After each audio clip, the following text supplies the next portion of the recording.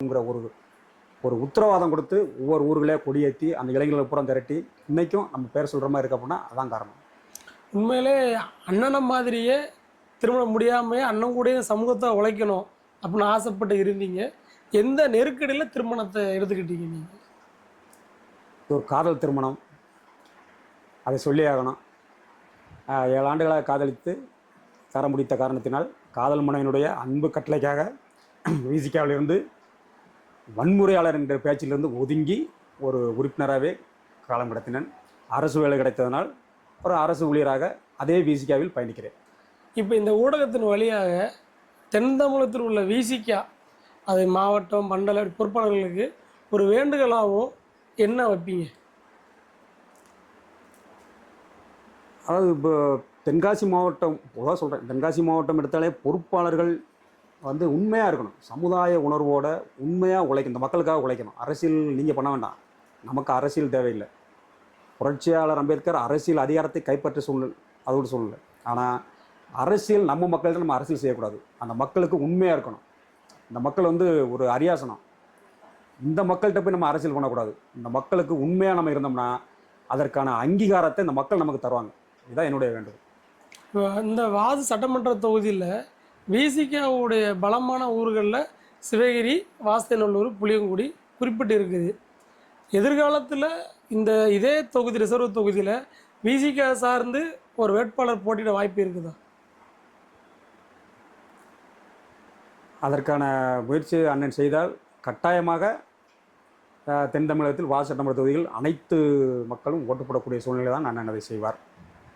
ஏன்னா நம்முடைய ஓட்டை நம்பி மட்டும் இல்லை, அனைத்து சமுதாய மக்களும் விசிகாவை அங்கீகரிக்க வேண்டும். அப்போது தான் வாது சட்டமன்ற தொகுதிகள் விசிகா சார்பாக போட்டியிடுபவர் வெற்றி பெற முடியும். எப்போதாவது மாற்றுக் கட்சியிலிருந்து எங்கள் கட்சிக்கு வாங்க அப்படி அழைப்பு வந்திருக்கு உங்களுக்கு? இதுவரைக்கும் அழைப்பு வந்தது. ஆனால் கொள்கை ரீதியாக நான் ஏற்றுக்கொண்ட சிறு வயதிலிருந்தே 30 ஆண்டு காலமாக அம்பேத்கர் என்கிற ஒற்றை மனிதனுக்காக, அண்ணன் திருமாவுக்காக இதுவரையில் நான் எந்த ஒரு அரசியல் கட்சியும் பேரம் போனதில்லை. அப்போது இருந்து இப்போது வரை நான் ஒரு விடுதலை சிறுத்தையாகவே பயணிக்கிறேன். என்னைக்காவது நம்ம ஏன் விசிகாவில் இணைஞ்சோம் அப்படின்னு நினச்சிருக்கீங்களா? அப்படி நினைத்ததில்லை. சந்தோஷமாக இருக்கிறது. நான் ஆரம்ப காலத்திலிருந்து இப்போது வரை அந்த இயக்கத்தை சிவகிரி மண்ணில் புதிதாக ஊதா சிகப்பு என்ற ஒரு அந்த வர்ணத்தை கொண்டு வந்த என்கிற முறையில் நான் ரொம்ப சந்தோஷப்படுகிறேன்.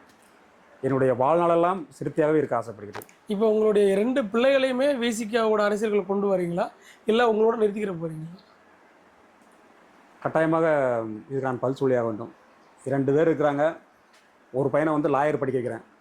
கட்டாயமாக இந்த சமுதாய மக்களுக்கு உதவி செய்யக்கூடிய ஒரு வழக்கறிஞராகத்தான் நான் அவனை இந்த சமுதாயத்தில் ஒப்படைப்பேன். இன்னொருவன் ஒரு அரசு பணியில் இதார் சேருவான். அவன் காவல்துறையாக இருந்தாலும் சரி, ஏதோ ஒரு பதவியில் சேர்ந்தாலும் அவனும் இந்த சமுதாயத்திற்கு உதவி செய்யக்கூடியவனை தான் கட்டாயமாக நான் வளர்ப்பேன். என்னுடைய வளர்ப்பு அப்படி தான் இருக்கும். இந்த சமுதாயம் இல்லாமல் நம்முடைய குடும்பம் இல்லை. ஸோ என்ன இருந்தாலும் 2 பிள்ளை எங்கே இருந்தாலும் சமூகம் சார்ந்து அவன் நிற்கணும் அப்படிங்கிற சொல்லி கொடுத்தா வளர்க்குறீங்க? கட்டாயம் இல்லை, சிறு வயதிலிருந்தே அப்படி தான் வளர்க்குறேன். அவங்களுக்கே தெரியும், அப்பா வெளியே போனார்னா ஒரு சமுதாய பிரச்சனையாக தான் வெளியே போவார், நல்லா தான் பேசுவார் அப்படிங்கிற மாதிரி தெரியும். ஆனால் இப்பொழுது தான் என்னுடைய பையன்களிடையே ஒரு மாற்றம் வந்துள்ளது. அவனுடைய வழக்கறிஞராக படிக்க வைக்க பிறகு அந்த சேர்ந்தவன தான் அவனுடைய மாற்றமே தெரிகிறது. அவனும் சமுதாயத்துக்காக உழைக்க வேண்டும் என்கிற எண்ணம் அவனுக்கும் வந்துள்ளது. குறிப்பாக தென் தமிழகத்தில் விசிகா அப்படிங்கிற கட்டமைப்பை மேலும் மேலும் எடுத்து செல்ல தலைவர் ஏதேனும் விசேஷமான முயற்சி மேற்கொள்கிறாரா? அவருடைய பார்வை எல்லாமே வட தமிழகத்தில் இருக்கிறது.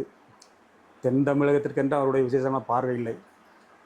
இயக்கம் கட்சி ஆரம்பித்த நாளிலிருந்து சிவகிரிக்கு அவர் வந்ததே இல்லை. ஒரு முறை நான் இங்கு பொறுப்பில் இருக்கும்போது மக்கள் நல கூட்டணி ஆரம்பித்த காலகட்டத்தில் கண்ணப்பன், கிருஷ்ணசாமி அவர்களோடு திருமாவை நடுஇரவு 12 மணிக்கு சிவகிரி கூட்டி மடத்துக்கிட்ட ஒரு டிராக்டரில் டியூப்லைட் கட்டி இன்னும் பேச விட்டுருக்குறோம். அதுக்கு பிறகு திரும்ப இங்கே அந்த மக்கள் பார்க்கல. அம்பேத்கர் சிலை திறப்புலாவுக்கு அவர் வந்ததே கடவுளை பார்த்த மாதிரி பார்த்தாங்க. அதான் ஒரு பெரிய ஒரு ஆச்சரியம். மக்கள் உண்மையாக இப்போ வட தமிழகத்தை மட்டும்தான் அண்ணனுடைய கவனங்கள் முழுசாக இயக்கப்படுது. தென் தமிழகத்தில் அவருடைய பார்வை கம்மி அப்படிங்கிறதுக்கு என்ன காரணம்? இங்கே உள்ள பொறுப்பாளர்கள் அவரை இங்கே கொண்டு வரதுக்கு ஒரு கட்டம் உருவாக்கல தான் நான் நினைக்கிறேன். இல்லை, ஒரு முறை வந்து நான் அண்ணன்ட்ட வந்து பேசும்போது இந்த சிவேரிக்கில் அவர் வந்து பார்க்கும்போது எல்லாம் கேட்டார், எல்லாம் யார் வீடு அப்படின்னாரு. எல்லாம் நம்மளுக்கு தானே அப்படின்னு சொல்லும்போது அவர் சொன்னார், இப்போ எல்லாம் கார வீடுகளாக இருக்குது அப்படின்னா. அவனே எல்லாம் இவ்வளோ வசதியாக இருக்கிறாங்கண்ணே அப்படின்ன ஒன்று. ஏன்பா, கடலூர் மாவட்டத்தில் இன்னும் கோமனை உடுத்திக்கிட்டு குடிசையில் வாழ்கிறான். அவன் 100 தடவை போனால் போட்டு குடிசையை கொளுத்திட்டான், வெட்டிட்டான், குத்திட்டாங்கிறான். நான் என்னுடைய அரசியல் வந்து அவங்களுக்கு தான் பயன்படும். நீங்கள் வசதியாக இருக்கிறீங்க, ஒரு மாவட்ட செயலாளர் வச்சு கொடியேற்றுங்க இப்படியே சொன்னார். ஒரு மாவட்ட செயலரை வச்சு கொடியேற்றுங்கப்பா. அண்ணனுக்கு என்னையே வந்து கூப்பிடாதீங்க, நீங்களாம் நல்லா இருக்கிறீங்க. எனக்காக இயங்கக்கூடிய மக்கள் வந்து பாதிக்கப்பட்ட மக்கள் வந்து அங்கே இருக்கிறாங்க, அவங்கள பார்க்குறதுக்கு எனக்கு வந்து டைம் இல்லை. திருமாவளவன் என்ன சென்னை பீச்சில் வந்து காத்து வாங்குறான், உட்காந்து காத்து வாங்குறானா அப்படின்னு அவருடைய வேதனையோட ஒரு பதிவும் சொன்னார். அன்னையிலிருந்து 10-20 வருஷமாக அண்ணன் வரல, கொஞ்சம் சில திறப்புக்கு தான் வந்தார்.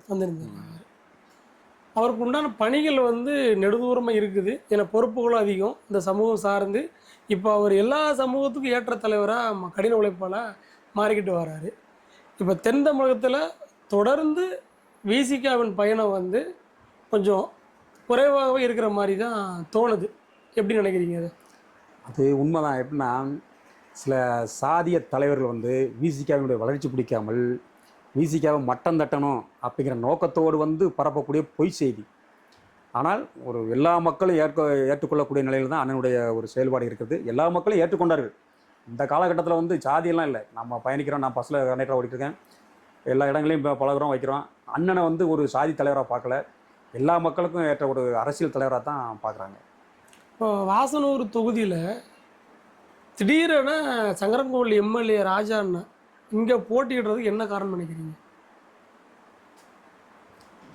போட்டியிடுறதுக்கு காரணம் அவங்களுடைய கட்சியில் தான் வந்து கேட்கணும். ஆனாலும் அவர் சங்கரன்கோவில் தொகுதியில் வந்து நிறைய நல்லா செஞ்சுருக்கிறார், அதை மறக்க முடியாது. அந்த தொகுதி மக்களிடமே வந்து நானும் அங்கே சங்கரன்கோவிலில் தான் வேலை பார்க்குறேன், ஏகப்பட்ட நன்மைகள் செய்தவர் தான். ஏதோ அவருடைய அரசியல் சூழ்நிலை இந்த வாசு தொகுதிகள் போட்டியிட்டு வெற்றி பெற வேண்டும் என்ற ஒரு கட்டாய சூழ்நிலையில் அவர் சீட் வாங்கியிருக்கிறாரு. கட்டாயம் வெற்றி பெறுவார்.